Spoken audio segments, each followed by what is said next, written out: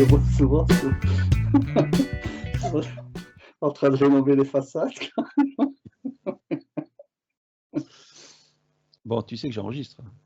Donc, je vais Oh, dire aux Portugais que tout ce Oh que là tu là leur là dis, là. ça va, on va faire un. Ce sera dit, répété et amplifié. Exactement. C'est De toute façon, laquelle qui va recevoir le 30? je vais éviter les échafaudages pour ne pas avoir un pot qui tombe, un pot portugais. Bah, fais le CUFA à l'aéroport parce que je t'explique pas. Hein. Là, va y avoir une fouille à corps. Une fouille rectale. Allez, ils sont partis. Ah, ça y est, c'est ça. Ils se sont retrouvés. Allez, allez. Bon, vous allez déconcentrer Gaël, alors arrêtez vos bêtises. Pas possible, ces gens-là. D'où ils sortent, c'est pas possible. Bon, allez. Bonjour à toutes et à tous. Oh là, oh là. Bonjour. Bonjour.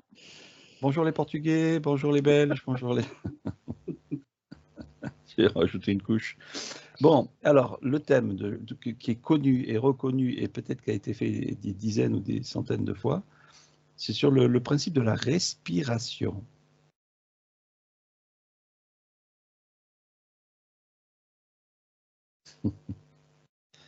Allez, qui veut commencer? Qui veut parler de la respiration? Est-ce que c'est quoi la respiration pour l'être humain? Moi, je vois comme des bulles d'air, en fait. Ou en tout cas, c'est lié à l'eau qui s'échapperait du bas du ventre. Un petit peu comme quelqu'un, tu sais, qui fait de l'apnée et tu as des bulles d'air qui remontent à la surface. Ok. Laurence, toi qui fais des cours de respiration, qu'est-ce que ça t'amène à quoi? En Ça fait, existe, ça n'existe pas? Comment tu vois la chose? c'est comme si, alors, je sais pas comment ça s'appelle cet appareil. Tu sais, quand tu es dans les pommes, on te met un appareil sur la bouche et on appuie et on gonfle, il y a comme un Ouais. ballon. C'est ça que je vois. Comme si on insuffle de l'air, on appuie, ça s'enlève. Bon, c'est ça que je vois. C'est comme s'il y avait un appareil sur l'homme. C'est étrange, j'ai jamais vu ça. Ah. Donc ça veut dire quoi? C'est qu'on rajoute quelque chose pour lui faire croire qu'il respire? Ou est-ce qu'il a besoin de ça pour exister? Comment tu vois la chose? Je dirais que c'est un appareil. Alors, on a l'impression que c'est en avatar, on a l'impression que c'est naturel. Et là, de ce que je vois, ça serait un élément qui a été rajouté, je dirais. Ah, ok. Et Guy? Moi, enfin, c'est mon côté un peu science qui m'a rattrapé. J'ai vu tout le côté donc Poumon et tout ça? purification de l'air avec tu vois l'oxygène, le sang, etc.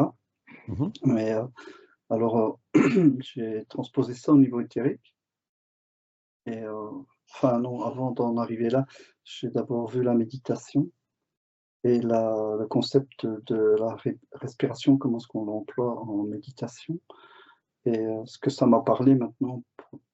Peut-être chez d'autres, ça aura peut-être une autre façon de voir les choses, mais ce que j'ai, ça permet de démentaliser, hein. Donc en se concentrant sur sa respiration, ça ça enlève les pensées parasites, quoi. Et ça serait comme, je veux dire, un point d'attention plus qu'autre chose. Et Et- maintenant dans l'éthérique, je vois, tu sais qu'on voyait notre monde, en eau, quoi, sous forme d'eau. Et là, c'est comme s'il y avait transformation des densités. C'est comme si ça nous permettait de au moment où tu expires et que tu inspires, il y a 2 phénomènes. Si tu veux, c'est comme si la vie était faite d'expire et d'inspire, quoi. Ok. Tu vois? Voilà. Sébastien, tu as quoi? Mémoire collective. Mémoire collective parce que la respiration, quelque part, elle n'existe pas.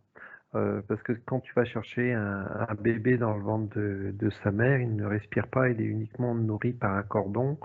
Et le fait de nous mettre cette mémoire de respiration, ça fait partie, enfin bon, voilà, je suis sur mémoire collective. Pour moi, la respiration n'existe pas. Même si elle est ancrée, on va dire, non, matin, il est complètement cinglé, lui, on est obligé de respirer pour vivre. Mais si, quand tu es dans le ventre de ta mère, c'est ce cordon qui te nourrit, c'est ce cordon d'énergie. Ce cordon d'énergie, il est toujours branché sur nous, quelque part. Là, il est plus branché sur la mère, mais enfin sur la mère indirectement. On n'est plus sur la mère, on va dire physique, mais on est sur la mère matricielle. Et pour moi, c'est une mémoire collective. Mmh. Donc ça veut dire que là, alors on va arrêter sur la partie éthérique. La partie éthérique, est-ce qu'elle respire ou est-ce qu'elle ne respire pas? Est-ce qu'elle a un principe de respiration tel que l'homme l'a? Non. Attends, je vois ce que Sébastien voit. Tu vois, enfin, tu me permets de... Vas-y, vas-y. Non, lui permet pas, lui permet pas. Non, mais en réalité, c'est comme si, donc, ce qu'il explique, c'est mémoire collective, mais il n'a pas tort parce que en réalité, c'est les organes de la mère. En réalité, le fœtus utilise les poumons de la mère, le cœur de la mère, enfin, même s'il a son propre cœur sous forme embryonnaire, tous les éléments de la mère qui se transposent. Et donc, mais c'est vrai que c'est prodigieux parce que c'est au moment de la sortie où on fait crier l'enfant, quoi. Donc on lui botte les fesses pour, dans un sens, faire son premier souffle et l'actionner, quoi. Mais c'est vrai que mémoire collective, c'est comme si la mère était un égrégore à un certain moment de l'enfant, quoi. Ben, Tu vois? ce qu'on dit, on va revenir sur la matière, sur l'être humain. Mais là, pour l'instant, Guy, est-ce que tu vois sur la partie éthérique, comme tes collègues, que la partie éthérique respire? Est-ce qu'il y a une respiration sur la partie éthérique? Sur le fœtus ou... Non, non, la partie éthérique, sur le côté éthérique, sur ton corps éthérique.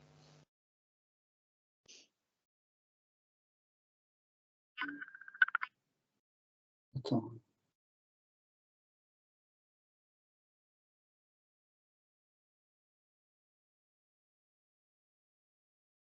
C'est bizarre, mais je le vois éthéré, quoi. Mais dans toute sa... Maintenant, c'est le côté astral que je visionne. Ne regarde pas le bébé, hein, on est en train de juste regarder si la partie Ouais, éthérique, elle a un mais principe.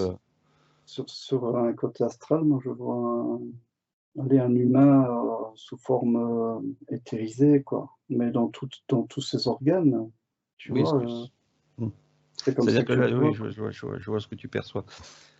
Ok, donc vous avez dit sinon que la partie éthérique, normalement, n'a pas de respiration. Elle est tout simplement, comment on va dire, volatile. C'est une énergie. C'est une énergie qui se balade de droite à gauche. Par quoi elle est alimentée pour exister, la partie éthérique?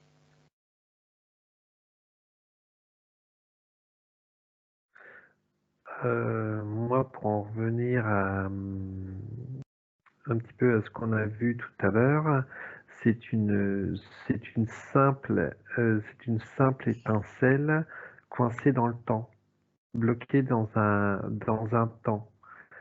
Et elle est, on va dire, qu'est-ce que je peux donner comme exemple? Je vais prendre un exemple du soleil, même si ça vibre pas trop.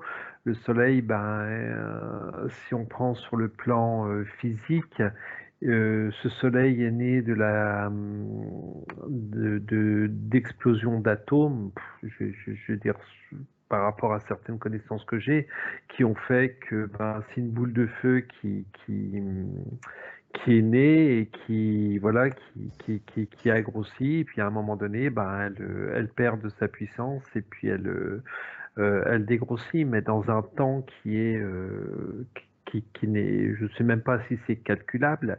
Et nous, notre énergie, cette énergie qui naît, elle est dans un temps, mais dans un temps qui est extrêmement long. Quand on dit que le temps n'existe pas, quelque part le temps existe, mais très très longtemps. Enfin, Oui, quand c'est mentalisé, voilà, on peut l'exprimer d'une certaine façon. voilà. Bon, alors la respiration, je ne sais pas, Gaël, tu avais peut-être quelque chose de plus pour le côté éthérique? Alors non, juste avant aussi, c'est-à-dire que je m'observais moi par rapport à la respiration, c'est comme si ça m'alourdissait, ça me maintient entre guillemets «la tête sous l'eau». Le fait peut-être de pas respirer, c'est comme si je flotte et je m'envole et Mmh. par rapport à la partie éthérique, je voyais comme des fréquences particulières. Ben, si je vous pose la question, c'est qu'une personne qui décède est beaucoup plus éthérée et beaucoup plus allégée au-delà de son corps physique, comme tu viens de le dire, comme si la respiration du corps physique était limitante.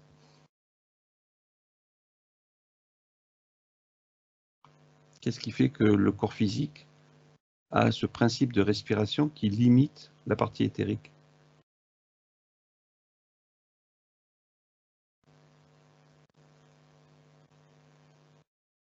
Moi, je reste cantonné dans l'astral, hein. Tu vois, on avait parlé du cordon d'argent, c'est un peu comme le fœtus a un cordon d'argent, mais ce qui se passe avec la partie éthérée que je vois dans l'astral, c'est qu'il ne semble pas respirer.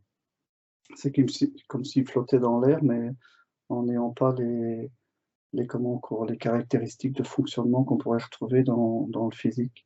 Mmh. Maintenant, je vois une personne qui décède, c'est bizarre, mais c'est bizarre, mais c'est comme s'il se noyait, Il se alors qu'il n'est pas dans l'eau, quoi. Mmh. il se mariait, t'as dit? Ça y est, il se Il Se se noyer. noie. Noyer. Ah, il se noyait, j'ai compris se marier. Pas Sébastien, Alors, tu voulais dire?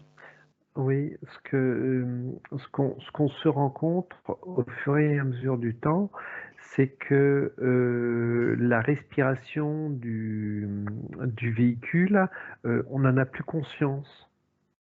Elle est là, on va mettre ça dans les automatismes, dans les habitudes, les automatismes. Enfin, vous mettez le mot que vous voulez, et il faudrait prendre. Moi, ce que ça me dit, c'est qu'il faudrait prendre une certaine conscience de cette respiration. La respiration, même si c'est une mémoire collective, on n'en prend pas conscience. Il faut une prise de conscience sur cette respiration. C'est comme l'observation de cette respiration. Qu'est-ce que fait cette respiration au niveau du corps? Comme tu disais, Gaël, je crois, ça nous alourdit parce qu'on n'en a pas conscience. C'est cette habitude qui fait cet alourdissement. je crois qu'on a un petit souci parce que, on est en train de se de se concentrer sur les corps en général. Alors que je pense que la solution pour répondre à ta question, ça serait d'isoler le corps vital et de trouver son côté éthérique au corps vital, mais de l'isoler quoi, carrément pour l'analyser, tu vois? Mmh. Ben, regarde Dans de ton parce côté, regarde, regarde, parce regarde. que parce que tu vois, ta question se généralise, sur l'ensemble des organes, quoi. Il y a pas que les poumons. Bah, je mets Tu deux choses à part. Je fais le corps physique, tel qu'on le connaît dans la matière, et le corps éthérique, tel qu'on le connaît dans le côté éthérique. Et on se rend compte que le côté éthérique ne respire pas. Tout simplement, il vibre une énergie où il va exprimer, on va dire, son essence. Par contre, le corps physique, il s'exprime différemment, par cette lourdeur, etc. Donc on voit bien qu'on a les deux corps. On a le corps éthérique, le corps physique. Maintenant, si tu rajoutes le corps vital, qui est aussi une fonction importante, ce qui m'intéresse, c'est de savoir, tu vois, quand on rentre en méditation, admettons, quand on fait une méditation, on va calmer la respiration du corps humain, on va le recentrer, on va le rabaisser, on va le redescendre, de façon à pouvoir rentrer plus facilement dans un état plus profond. Donc finalement, est-ce que le côté physique, tel qu'on vit habituellement, n'est pas quelque chose qui alourdit la partie éthérique? Voilà, c'est ça. Ah si, Ouais. si complètement. Laurence, tu avais quoi, toi? Alors je regardais par rapport à tout ce qui était dit et en fait, c'est comme si, tu vois l'appareil que je vois qui insuffle de l'air, en fait, c'est comme si, s'il n'y a pas de prise de conscience, on va dire, c'est comme une contrainte quelque part et donc cet air, ça alourdit, ça empêche de monter, en fait, ça fait comme un ballon qui descend et ça fait ça tout le temps et quand il y avait le sujet abordé des personnes qui décèdent, c'est comme si je voyais ce qui se passe en apnée. En fait, c'est comme si la personne, au moment où elle décède, elle prend une grande inspiration et c'est comme si, je voyais ben voilà, comme si c'était dans l'eau, comme si quelqu'un qui descend, tu sais, en apnée qui ne respirent plus. Et après, ce que j'observais aussi, c'était le fait de prendre conscience de cette respiration. Donc, je prenais, par exemple, les exercices que je propose, par exemple, inspire, expire. Et comment dire, et le fait de... Et ça rejoint la méditation que tu décrivais. En fait, c'est comme si le fait de se mettre à cet instant à observer ce qui se passe, c'est comme si tu t'allèges, en fait, parce que tu prends conscience. Et en fait, là, ça me montrait que, en fait, il n'y a plus cet appareil qui est sur toi, c'est comme si tu inspires et tu expires de toi-même. Il n'y a plus la contrainte de l'appareil que je voyais, tu vois, qui était extérieure, en fait. Alors, on va faire une petite expérience, une exploration. Vous prenez n'importe quelle personne, que ce soit pour vous ou une autre. Est-ce que le fait qu'un être humain, avec son corps physique, respire de l'air, est-ce que cet air qui entoure l'être humain, qui rentre dans le corps humain, est-ce que c'est une matrice qui respire et qui alimente ce corps qui s'alourdit? Ou est-ce que c'est autre chose, l'air qui est tout autour dans notre environnement qu'on ne voit pas et qu'on respire pour faire alimenter le corps physique? Je ne sais pas si vous voyez ce que je veux dire. Pour moi, le mot matrice ne résonne pas. Hein. Ouais, non, c'est pas le bon mot. Qu'est-ce qu'on respire avec le corps humain finalement? Sortons de la science. Hein. Puisque ça alourdit le corps éthérique, c'est qu'on respire bien quelque chose. On envoie quelque chose dans le corps physique qui alourdit la partie éthérique. Donc, qu'est-ce que cet air qui nous entoure? Est-ce que c'est ça? Voilà, quel est ce principe qui alourdit le corps physique par la respiration, le corps éthérique? Moi, ça m'amène au cocon. Explore. C'est de toute manière, c'est cette prise de conscience, on va revenir sur cette prise de conscience collective pour nous faire dire, tu respires, donc tu es là. Tu es là, tu es présent, parce que tu respires. Il respire quoi en fait? Qu'est-ce que cet air qui nous entoure? On dit l'atmosphère, en fait, etc. Après, on ne va pas rentrer dans le côté science. Mais qu'est-ce qui fait que ce mécanisme-là, je comprends ce que tu viens de dire. Hein. Comme Gaël disait tout à l'heure, le fait d'inspirer, donc ça remplit nos poumons qui nous amène une certaine lourdeur. Maintenant, je suis en train on va dire, d'analyser cet air qui est pour moi un liquide. Ce que je vois, moi, tu vois, pour en terminer avec le côté, la chose qui alourdit, tu vois, quand je te disais qu'il y avait dans les élémentaux, tu vois, il n'y a pas que les poumons comme ça, j'en finis avec ça. Il n'y a pas que les poumons qui alourdissent. Tu peux, par exemple, il faut calmer ses nerfs, etc. Donc, tu as d'autres éléments qui alourdissent également. Ça dépend si tes nerfs sont tendus ou sont stressés, etc. Mais on embraye sur l'air et je vois une personne qui fait son dernier souffle. Donc, et c'est comment, face à la mort, comment c'est comme si tu expulsais ta dernière respiration chargée en fonction de comment. C'est comme si toute la condensation de ta vie se retrouvait synthétisée en un seul souffle.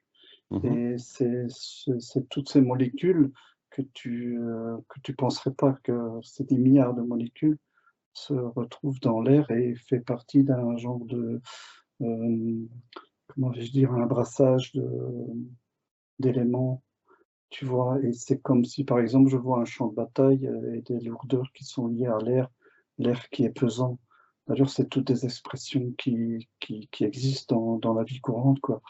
Genre de dire que c'est chargé, l'air est chargé enfin, maintenant je dérive peut-être, hein, tu vois. Oui, non, après, voilà. c'est bien. Après, il y a le prana aussi. Il y a qui disent qu'ils vivent que de prana, c'est-à-dire qu'ils ne s'alimentent pas d'alimentation, on va dire, solide, et ils respirent cet air, on va dire, en se nourrissant des molécules, comme tu dis, qu'il y a dans l'air, etc. Oui, Sébastien? Ouais, comme comme je le dis, on respire de l'eau. Dans cette eau, il y a l'information qui nous dit qu'on a besoin de respirer. C'est ce que tu nous demandais, ce qu'il y a dans cet air ou dans cette eau, c'est de l'information. C'est uniquement de l'information pour nous montrer qu'on est là. Donc, voilà, c'est de l'information pour moi. Laurence, t'avais quoi alors du coup? Je regardais la matière qu'on respire, c'est comme si elle modifie la densité dans le sens où c'est comme si, tu sais, on était sur la Lune et qu'on avait les bottes là qui sont scellées à la Terre. Une espèce de gravité Ouais. qui te pousse à rester sur Terre. Oui.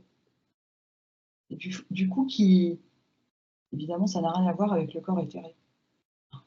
C'est bizarre, mais quand tu parles de gravité, je fais dévier un petit peu la session, mais ça me ramène à des expériences qui ont été faites sur des personnes en phase de mort qu'on a mis sur des lits, comment on va dire moi, pour les peser, mais avec des balances de précision qui font que on a déterminé le fait qu'une fois qu'on décède, il y a 700 grammes du corps qui s'évapore à la mort. Donc, c'est les éléments, il n'y a pas que c'est les éléments qui. C'est comme si on parle d'âme qui s'évapore, quoi, tu vois.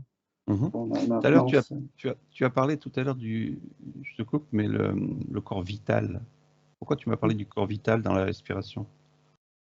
Parce que c'est un mécanisme automatique. On ne réfléchit pas. J'ai embrayé sur ce que Sébastien expliquait, quoi. D'accord, donc tout simplement un mécanisme qui laisse on va dire, qui anime le corps physique et qui permet justement de le laisser, voilà, de le laisser en fonction par justement cette respiration des poumons, etc. Et d'ailleurs, tu sais que si jamais tu es en phase d'agression, enfin, si par exemple tu as un traumatisme d'accident de voiture, eh bien le corps automatiquement va alimenter en oxygène les organes les moins sensibles. Et tu auras le cerveau en dernier, parce que l'oxygène est très important pour le cerveau, quoi. Et c'est lié à tes poumons, tu vois. Qui dit que c'est important? Parce que c'est vital. C'est l'importance de la. Qui dit que c'est vital? Est-ce que c'est la science? C'est fonctionnel, quoi. Ça, c'est ce que la science, c'est ce que la science nous explique. C'est-à-dire, on pourrait dire qu'on a besoin de gasoil pour faire avancer la voiture, comme on a besoin d'air pour faire bouger, ou faire dire avancer le véhicule. Est-ce que c'est réel ou est-ce que c'est un leurre? Sébastien, tu rigoles? Oui, pour moi, c'est un leurre. J'entends tes croyances. Voilà. Merci Laurence. Non, je ne voulais pas te couper, je suis désolée. Non, c'est merci parce que c'est ça, c'est le mot. Gaël, t'es revenu? Qu'est-ce que tu as? Oui, je suis désolée, j'ai eu un petit problème de batterie. Non. Qu'est-ce que tu as comme info? Attends, je vais essayer de remonter le fil. Oui, j'étais aussi avant que Laurence se dise, sur les cocons. Et après, ce que j'avais, c'est quand tout à l'heure, tu as parlé du terme méditation, en fait, ça me revient sur les bulles d'air que j'ai vues au tout début, quand tu es en apnée. Et c'est comme si quand tu es en méditation, tu as des bulles d'air qui vont se mettre au niveau du cerveau. Alors, je sais que c'est pas cohérent par rapport à la médecine, mais non, c'est bien. Et j'ai l'impression qu'il y a une sensation du coup de légèreté.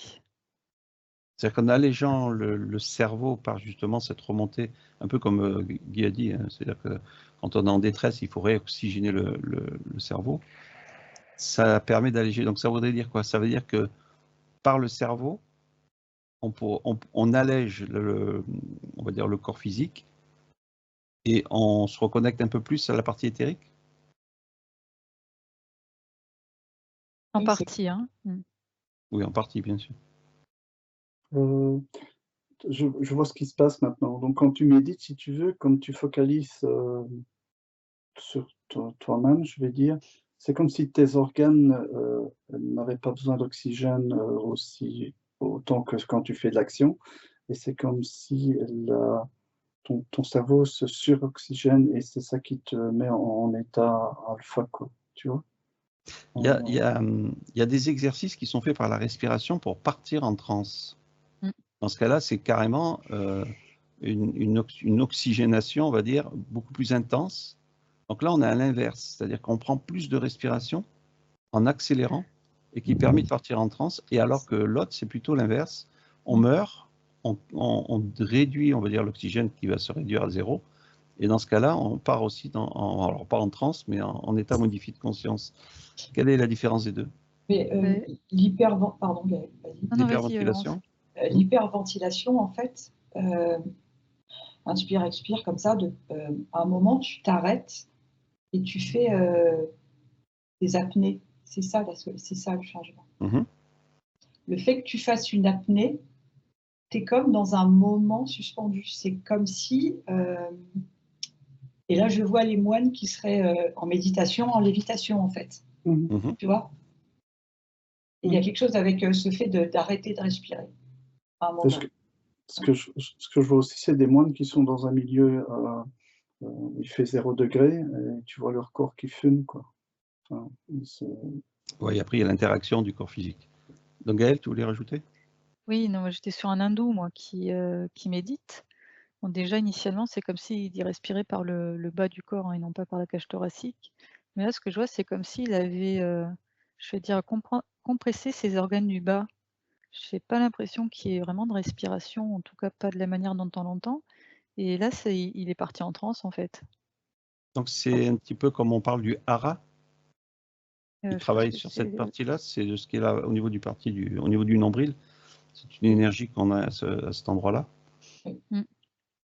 Là, on parle plus de la... Ouais. Pardon, et c'est ce que travaillent aussi les apnéistes. Oui, ça veut dire qu'on ne parle plus de la tête, cette fois-ci, on parle plutôt d'une énergie dans le ventre. Oui, c'est ce que je vois. Donc, ça peut partir par la tête. Alors, plutôt, c'est la tête qui va être en mécanisme de concentrer l'énergie différemment. Parce que vous voyez les bulles remonter à la tête, mais finalement, c'est au niveau du bidou que ça se met en place. En fait, l'énergie de départ, elle est dans cet endroit, au niveau du nombril, entre la colonne vertébrale et le nombril.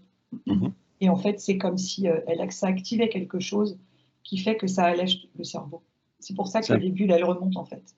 C'est un peu comme une montée de Kundalini? Je ne sais pas si c'est dans l'esprit, oui, même si... Oui, dans l'esprit, hein, je ne parle pas dans le principe. Il faut pardonner à mon esprit flipper, mais je vois de l'huile de ricin dans le nombril, ça a des effets positifs. Tu vois, comme quoi c'est un endroit stratégique, tu vois, le cordon ombilical, quoi. Tu vois, enfin bon, je suis désolé. Non, mais c'est bien. Après, donc, ça veut dire que cette respiration que l'on fait en tant qu'humain terrestre, c'est-à-dire la partie physique, elle est limitante finalement pour la partie éthérique. C'est ce que vous avez vu. Oui. Donc ça veut dire qu'en travaillant sur cette partie du hara, etc., on peut se permettre de s'alléger tout en passant par un désordre physique, parce que c'est quand même contraignant pour le corps physique. Mais ce désordre qui est justement... Ah, vas-y Sébastien, je vois que tu... Ouais, non, c'est pas contraignant pour le corps physique, c'est qu'on n'a plus conscience de la respiration. Que si on prenait conscience de notre respiration, ce serait pas contraignant. C'est comme celui qui ne marche pas et qui va se mettre à marcher. Au début, c'est contraignant, c'est chiant, et puis au bout d'un moment, il en prend l'habitude et après, il en prend plaisir. Donc, c'est le mot habitude. Je prends conscience de ma respiration, comment je respire, etc., etc. Une question bête. Ah oui, vas-y Laurence. C'est comme ce que tu dis souvent comme mot, Christian, c'est de la cultivation, en fait. Et le point en question, ça s'appelle aussi, s'il y en a qui connaissent, c'est Mula Bandha. Voilà, bon, bref. Une question bête. Ça, vous aimez, hein, les questions bêtes. Hein. Pourquoi on ne voit jamais de femmes au niveau des hindous qui méditent pendant des jours et des jours et des heures, etc. etc. Pourquoi c'est l'homme qui est mis en avant? Non, c'est faux. Ah, c'est comme si elles étaient cachées. C'est-à-dire qu'on montre l'homme méditer, mais la femme, on la met de côté, alors qu'elle fait la même chose. Bon, on le sait qu'elle fait la même chose, puisqu'il y a quand même pas mal de circuits hindous, etc., qui montrent aussi des femmes le faire, mais en général, on parle toujours de l'homme. Pourquoi pas de la femme? Est-ce qu'il y a une différence de respiration entre le yin et le yang, entre ces parties-là. Est-ce qu'une femme, voilà, dites-moi ce que vous avez. C'est rigolo parce que ce que je vois, c'est donc une femme hindoue, tu sais, elles se mettent souvent un petit point rouge au niveau de la glande pinéale. Oui. Et là, je vois le petit point rouge qui est aussi au niveau du nombril, de ce dont on parlait tout à l'heure. Mhm. Je sais pas, il y a un lien entre ces deux choses-là. Alors pourquoi la femme est mise de côté? Est-ce qu'elle est plus puissante, moins puissante, ou est-ce que c'est le même équilibre? Qu'est-ce qui fait qu'on met toujours l'homme sur un piédestal? Enfin, on le met en publicité devant beaucoup de choses. Non, moi personnellement, je mettrais les deux sur le même piédestal. Après, c'est l'ego au niveau de l'homme, entre guillemets, quoi. Mais est-ce que Moi, je la mettrais... femme pourrait amener quelque chose de mieux ou de plus à l'homme qui a un ego surdéveloppé? Je vais faire des copines aujourd'hui. C'est en lien avec la naissance, c'est en lien avec ce nombril et le fait de donner la vie. Ah, c'est-à-dire Elle a qu'elle été mise de côté. Elle a été mise de côté parce qu'elle a un truc en plus. Enfin, c'est elle qui donne naissance, en fait. Donc l'homme a été mis en avant parce qu'il ne peut pas le faire, ça. C'est quelque chose comme ça, tu vois. Elle a accès à quelque chose via le fait qu'elle donne la naissance. Mais Qu'elle justement, puisse le faire, oui. le fait qu'elle donne la naissance, est-ce qu'elle n'a pas une respiration beaucoup plus importante, puisqu'elle met quand même une personne au monde en plus de ce qu'elle est elle? C'est pour ça, enfin voilà, c'est un petit peu pour ça que je voulais en venir, mais c'est bien que tu ramènes le truc à ça.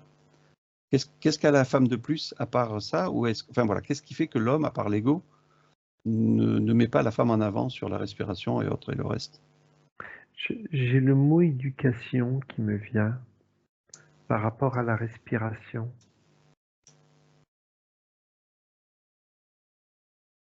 C'est comme si que dans ces mémoires, ce qui serait bien, c'est que qu'il y ait une femme enceinte dans les personnes qui nous écoutent et qu'elle prenne conscience de sa respiration, qu'elle apprenne à respirer, on va dire autrement que machinalement.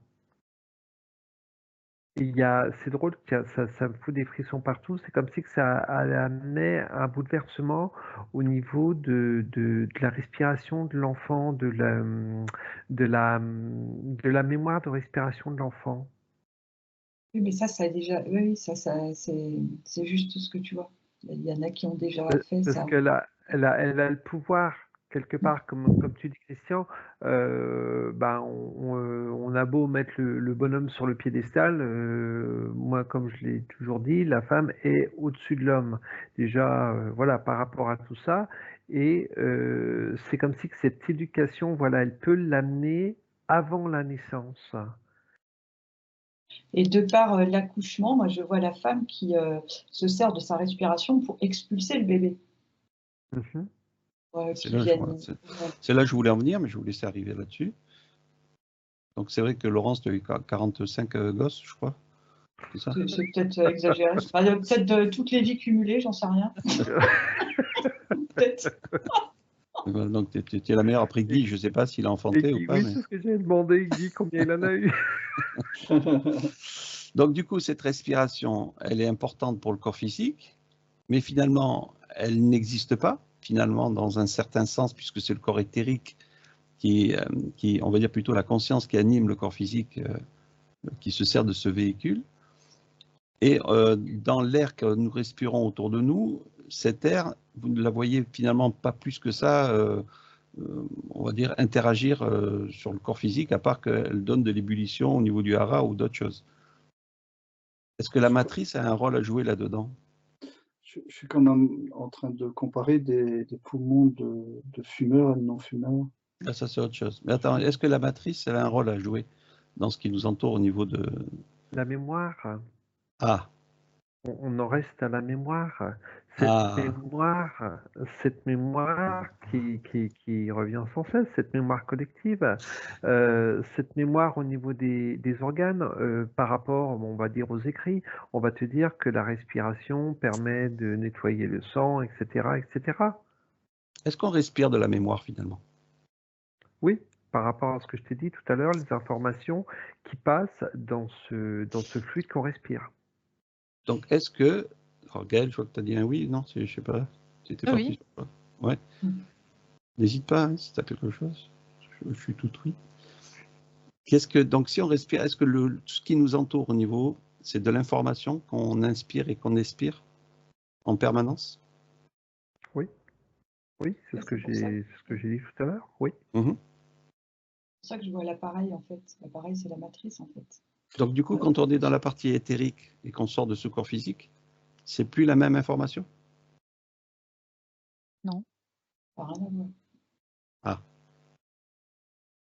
Et c'est comme si, Christian, je dis avant que ça s'en aille, c'est comme si le fait de respirer en conscience, c'était un outil pour partir dans l'éthérique, tu vois. Quelque part. Voilà, bref. Guy, je t'ai coupé, tu avais peut-être un truc sur... Ouais, tu vois, quand je parlais de poumons, j'aurais pas dû parler de poumons de fumeur, j'aurais dû dire l'air vicié, tu vois. Donc, l'air nicotiné, c'est un air vicié. Et ce que je voulais dire, c'est que j'en reviens toujours à l'ensemble, le corps vital, en ce sens où, d'accord, le poumon est une information, mais c'est l'ensemble du corps qui ta peau, par exemple, Bien sûr. elle sera sensible, par exemple, au magnétisme. Donc, le magnétisme est une information comme l'air est une information. Comme tu le dis, on ne respire pas que par les poumons, on respire aussi par la peau et par tout le reste. Tout ce qui nous... Et la peau, je te jure, c'est mais une tu peux importance. jurer, hein. Pas de Quand tu as un grand brûlé, tu vois, parfois, tu respires encore avec tes poumons, mais tu es cuit, quoi. Tu vois. Ça y est, Sébastien? Ouais, tu vois, il y a un mot que j'ai retenu au niveau de Guy, c'est le magnétisme. Et quand tu fais un soin en magnétisme à distance, tu vas envoyer de l'énergie à la personne et c'est comme si que cette énergie donc se promène entre guillemets dans l'eau, va à la personne, au receveur, et c'est comme si que cette information, elle l'avalait par rapport à la respiration. Je vois ce fluide ou cette énergie qui passe par la respiration pour aller travailler la zone que l'on intentionne au niveau magnétisme.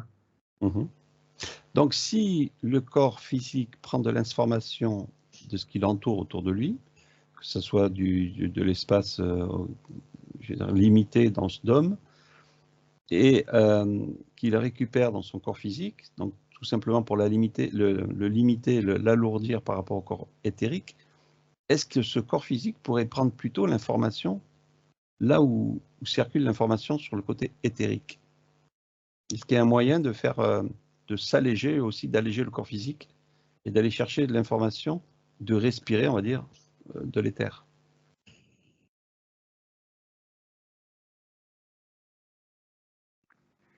Ce qui est, on va dire, ce qui est un petit peu bizarre, c'est que quand on se pose, quand on commence nos sessions, on va se connecter bien au-delà de tout ça.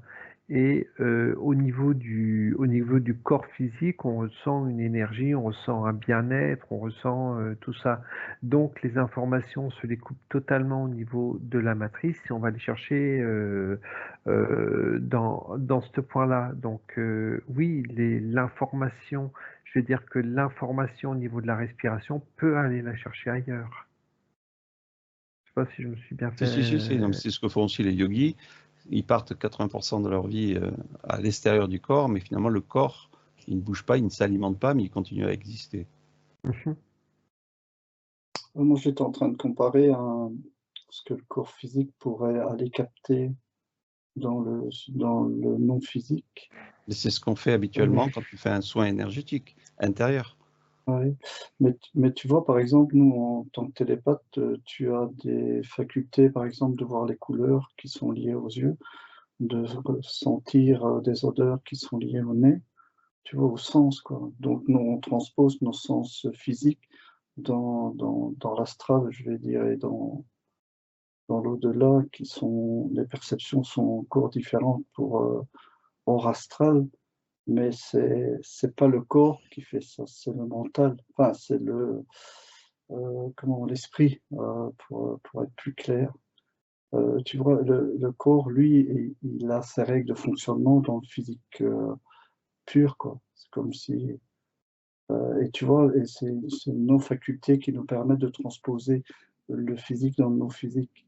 Et si tu veux, c'est comme si le corps n'avait pas de cerveau, quoi. Il a son cerveau de fonctionnement, enfin, son process, quoi, tu vois.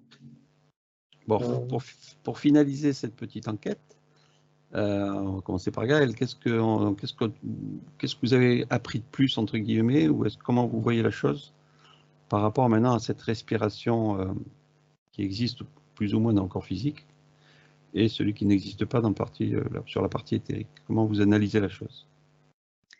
J'avais un peu dévié, mais j'étais partie sur les chemtrails, c'est-à-dire que c'est comme si c'était fait pour nous plomber davantage par rapport à la respiration, par rapport à la peau, ça ferait un petit peu comme de l'acide. Et donc après, je me suis demandé si la solution, c'était peut-être toujours en état méditatif, là, un peu comme les yogis. Et parce que j'ai déjà entendu dire que quand tu fais trop de méditation, que tu es en onde θ, il faut faire plus de sport qu'habituellement. Et donc là, ça m'a dit que c'est une croyance, en fait.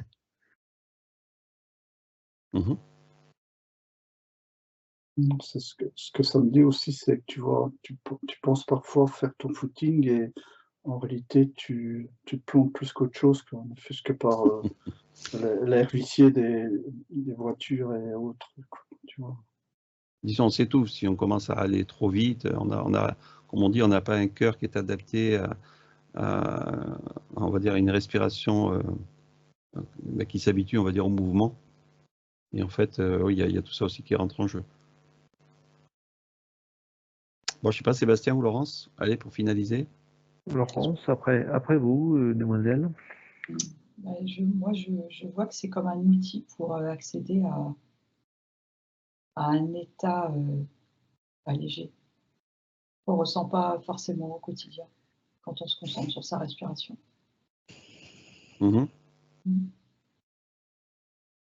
Et monsieur Sébastien? C'est prendre conscience de sa respiration, apprendre à respirer et prendre conscience de sa respiration et des informations qui peuvent arriver par rapport à la respiration. On respire ou on respire plus alors du coup? On respire sans respirer. C'est le mental qui nous fait respirer. C'est cette mémoire collective. Et comme dit Gaël, on a une respiration artificielle, c'est-à-dire qu'on arrive à récupérer des informations chemtraillées ou je ne sais quoi, qui alourdit le corps. Est-ce qu'on peut y parer dans ce principe où on est conscient de ce qui nous entoure au niveau de cette air? Est-ce qu'on peut faire un exercice de conscience pour justement, on va dire, diminuer les effets de ce mouvement respiratoire? On peut même les annuler, j'entends. Tu dis diminuer, mais... Alors, comment on peut procéder? Allez, pour donner une petite recette aux gens. Comment mieux respirer la pureté de l'âme, la pureté de la conscience? Lâcher le mental, lâcher l'ego. Ouais, mais ça ne dit pas. Hein. Ouais. Comment allez, vas-y, Laurence, puisque tu fais des exercices de respiration. Comment tu vas respirer maintenant? Quel exercice tu peux donner aux gens? C'est prendre des grandes inspirations et expirations en ayant conscience de comme si tout était épuré à chaque fois. On inspire de l'air pur, on expire tout ce qui est pas bon, tout ce qui les pensées, tout ce qui pourrait être un nerf vicié. Et on fait ça plusieurs fois. Et c'est comme si ça faisait comme un balancier en fait. Et à un moment, on va se caler sur ce mouvement. Et Mais tu sais, les gens, ils n'aiment pas travailler. Donc, est-ce qu'il y a, dans le quotidien, on marche, on va travailler, on bouge, on est dans le métro, quel est l'état de conscience, puisque c'est ce que ça me dit de vous dire, mais... C'est l'observation, c'est ça que tu veux nous dire, Christian? Je ne sais pas, non, je ne sais pas.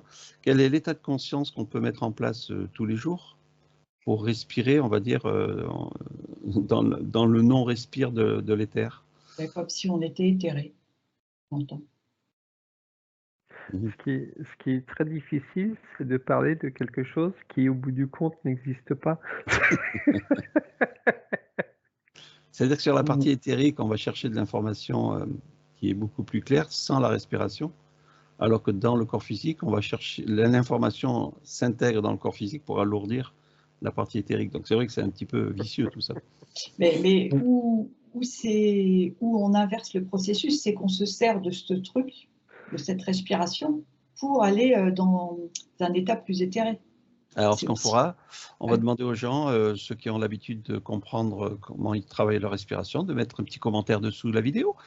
Et on verra comment ils mettent ça en place. Oui, vas-y, Guy. Tu vois, ce que je m'étais dit en termes de lourdeur, j'avais comparé un peu calmer nos nerfs et par rapport à travailler sa respiration.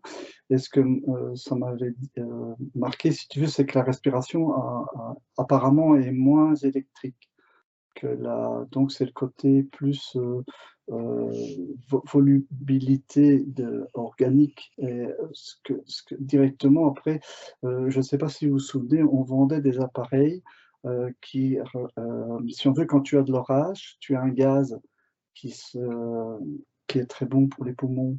Je ne sais plus comment on l'appelle, j'ai peur de dire un mauvais terme, frayon. Non, frayon, c'est pour les frigos. Mais il y avait des appareils qu'on vendait dans le temps avec des arcs électriques qui faisaient des gaz qui étaient bons pour respirer, quoi. Genre de dire que, allez, c'est un peu ce qu'on parlait du prana. Donc c'était un genre de nourriture à apporter au poumon, quoi.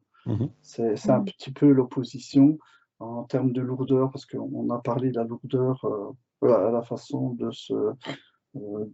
d'enlever la lourdeur, quoi, tu vois, de s'alléger.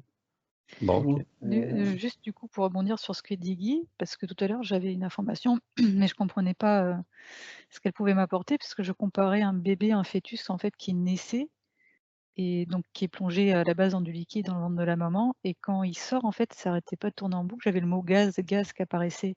Normalement on pourrait dire que c'est de l'air. Voilà, c'était juste ça. Et la dernière chose, c'est que en fait là, donner des conseils en fait, c'est très compliqué pour la plupart des gens, parce que les gens, ce que j'entends, c'est qu'ils sont en hyper-vigilance, et le fait d'être en hyper-vigilance, ben en fait ça c'est comme si ça les figeait. Ça les limite, ok. Après, je pensais que Sébastien allait nous parler des flageolets pour créer du gaz et c'est un autre gaz. C'est un autre gaz, là. C'est le gaz, c'est les bulles d'air. C'est gaz, je crois que tu parlais des bulles d'air qui sortent du bas. C'est un peu ça, fait, là. C'est du dioxyde de calcium. Non. En fait, tu n'étais pas là, Sébastien, mais on a fait des enquêtes il n'y a pas longtemps. Et on a compris que Guy ne s'appelait pas Guy, il s'appelait Gaspard. Et comme par hasard, on retrouve encore le gaz qui part, tu vois, encore de... Et voilà. Oh non. C'est cruel avec moi.